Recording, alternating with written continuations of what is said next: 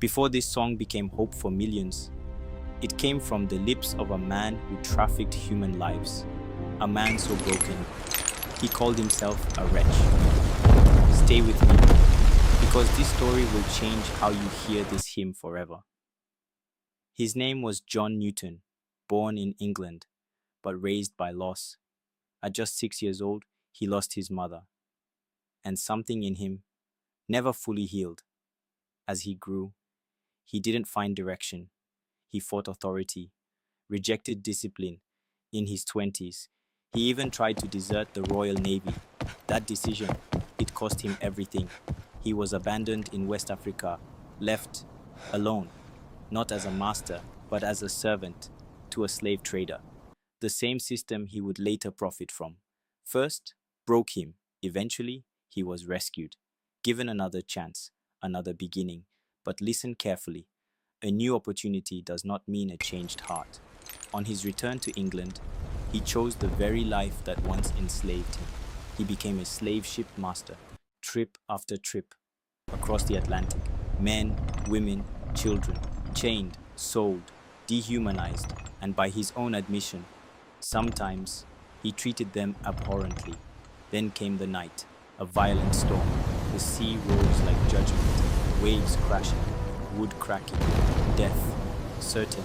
In that moment, status meant nothing, power meant nothing. All that was left was a man and his soul. And for the first time, he didn't speak as a captain. He didn't speak as a strong man. He cried out as a guilty man. God, have mercy. The ship did not sink. He survived, but something deeper happened. The storm outside stopped, but the storm inside him finally began to clear.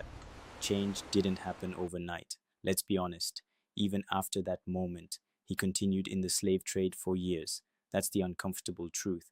Until 1754, when illness struck him violently at sea.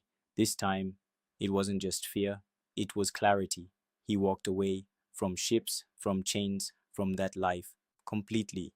He gave himself fully to God.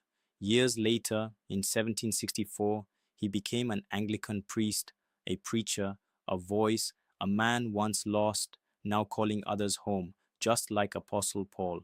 Then came 1772. From a heart that had seen both darkness and mercy, he wrote, "Amazing grace, how sweet the sound that saved a wretch like me." That word, wretch, he chose it carefully because he remembered the hymn was later published in the Olney Hymns alongside William Cowper. And years later, it was paired with the tune we know today, arranged by William Walker. But his story didn't end with a song. He took a stand. He joined forces with William Wilberforce. Together, they fought to end the very trade he once profited from. He wrote openly about its horrors. He exposed the truth. He used his voice to correct his past, and in 1807, he lived to see it happen. The Slave Trade Act was passed in Britain. Chains began to break. So when you hear this hymn, don't just hear music, hear the story of a man who fell deep, a man who did wrong, terribly wrong, but did not stay there. I once was lost, but now I'm found, was blind, but now I see. Grace is not for perfect people. It is for people who know exactly how far they've fallen